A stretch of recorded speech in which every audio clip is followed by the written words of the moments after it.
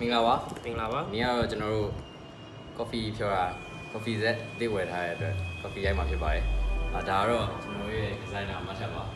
ပုံဆွဲနေဖြစ်ပါတယ်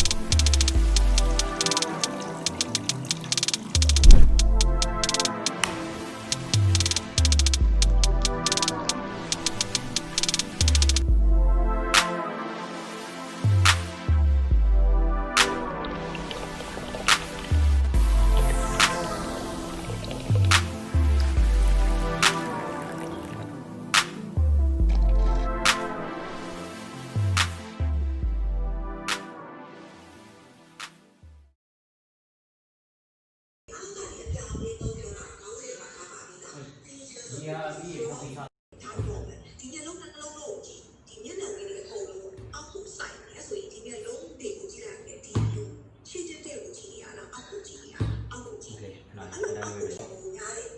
ဒီမှာ